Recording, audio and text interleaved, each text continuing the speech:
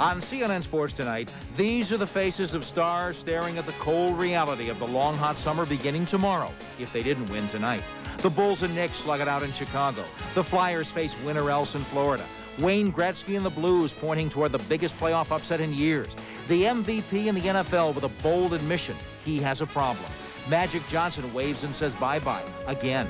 The hottest pitcher in baseball looks to keep sizzling. The horse being billed the next superstar needs a vacation. And in the ring tonight, who loves you, baby? Why, Butterbean. Who else? Well, we'll get to him in a moment, but hello again, everybody. First, I'm Nick Charles. And I'm Fred Hickamn. And you know, when you look at the New York Yankees, they took a chance on Dwight Gooden. They were calling for his head just a couple of weeks ago. Well, what about tonight? Yeah, everybody else had their crack at him, didn't they? And everybody passed, but the Pinstripers. It was just last night, in fact, we featured Dwight Gooden on the show.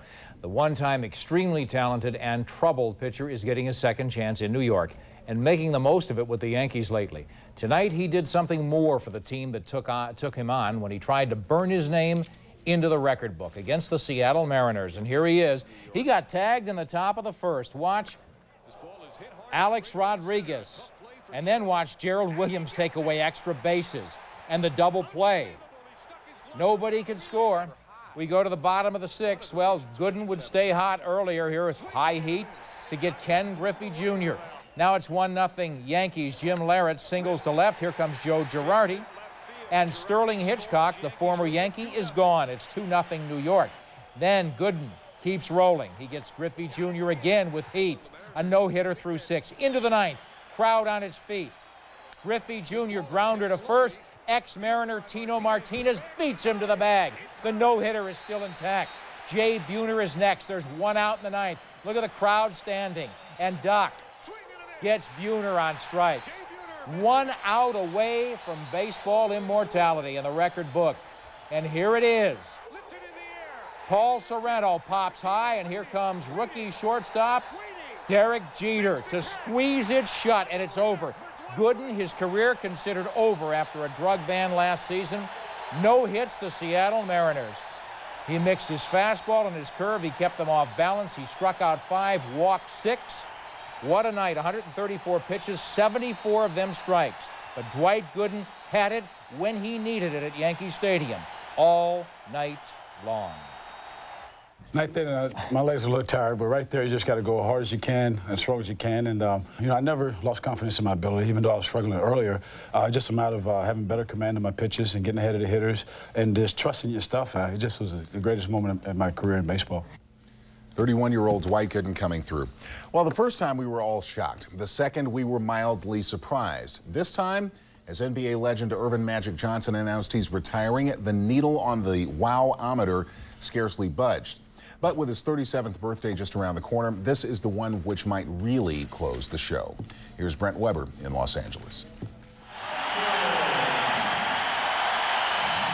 He returned to open arms. Magic was someone the game needed, the fans wanted.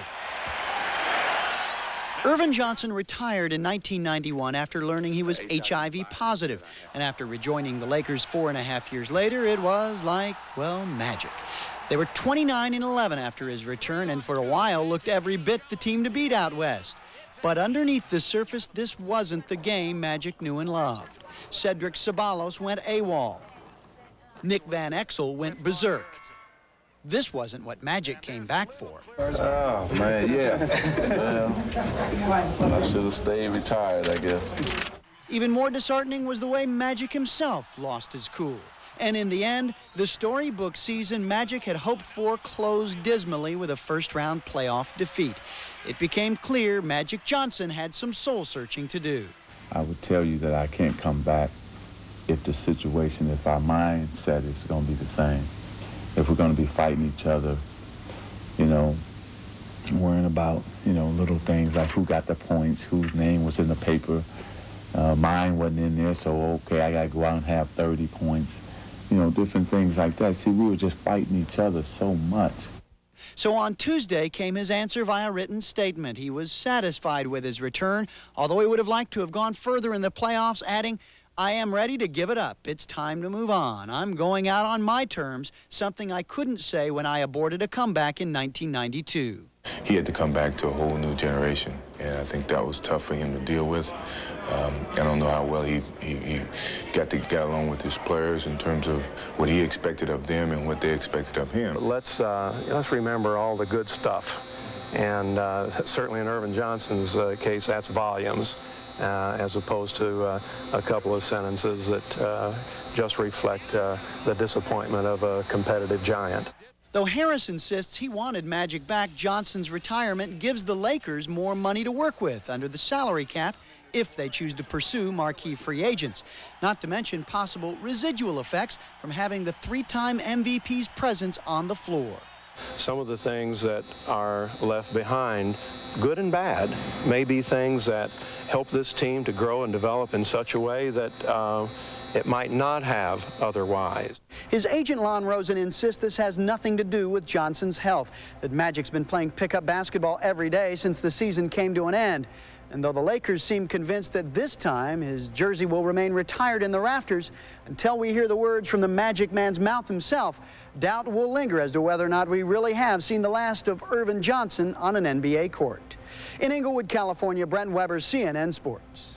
How true it looks as though he still does have gas in the tank. The numbers, of course, off from the earlier years, doing a comparative analysis. Everything down from the first portion, but 96 was the year Johnson moved out to power forward, Nick. Well, Green Bay quarterback Brett Favre, who won the MVP award and led the Packers to the NFC title game, revealed today he voluntarily entered the league's substance abuse program because of his dependency on painkillers. Throughout the last couple of years and playing with pain and injuries and suffered numerous surgeries, possibly became dependent upon medication. And the last surgery being the ankle surgery, suffered a seizure in the hospital a couple months back. And because of that, I've sought help through the NFL. Favre turned to NFL doctors in February and has met with them several times in the last 2 months. He'll be given drug tests while in treatment, but the results will be used to help his recovery rather than for disciplinary reasons. Well, coming up next on the show, curtains for the Knicks or the sound of heavy breathing for the Bulls, who could be hearing footsteps if they didn't take care of business tonight. The Game 5 story from Chicago's next. Eric Lindros of the Flyers guaranteed a win tonight, and the Florida Panthers agreed. We'll take you to Miami for highlights of what could be the Flyers' last stand. And he's larger than life and larger than large. He's Butterbean, and he was back in the ring tonight. We'll have the heavyweight story and a lot more. Stay with us tonight. Chicago was back home tonight and had New York in a 3-1 chokehold. But the Knicks were like the ancient gladiators, spouting blood in the arena and knowing desperate measures were in order. They had to make a stand to stay alive. Here's the story of what happened in Game 5 as we go to Chicago, and Anthony Mason's head said it all. New York had faith. Late first quarter, Judd Buechler throws up a 3, and it goes, and he even can't believe it. He's pumped, though. Game tied at 18 at the quarter. Then Hubert Davis, known for his jumper, puts it on the floor. Watch the crossover dribble. He'll go left-handed and penetrate the paint. The Knicks go up by 2. But the Bulls on a run. Derek Harper, bad shot. Ron Harper rebounds, and now it's out to Michael on the fly. The Bulls close the half on a 12-2 run, lead 42-36 at intermission. Scottie Pippen, watch him. That's a rope, and it's a 3, and the Bulls are up by 10. And then it's Buechler on the drive. He'll miss the layup, but Bill Wennington gets positively acrobatic. Everybody chipping in here. The Knicks had no answer, and now they fall asleep at the switch defensively. That leaves the worm, and Dennis Rodman goes to the hole.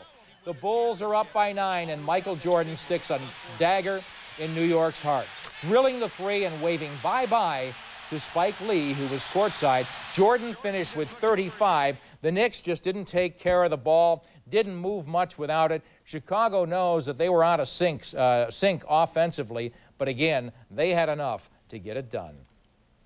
Well, I think we accomplished a major feat by getting back to the conference finals, but I don't think our task is any easier. You know, Orlando's playing extremely well, and, you know, we're not playing extremely well offensively. Defensively, we're playing well, so we got to play a lot better if we plan on beating Orlando. Well, I already said Orlando leads 3-1 now. The Hawks aren't out of it yet. Chicago hoping, though, that they'll give the Magic a workout before these two meet. Tony Kukoc, by the way, named sixth man. Won the sixth-man player of the year. Tomorrow, Rookie of the Year will be announced, and Damon Stoudemire of the Raptors is a mortal lock.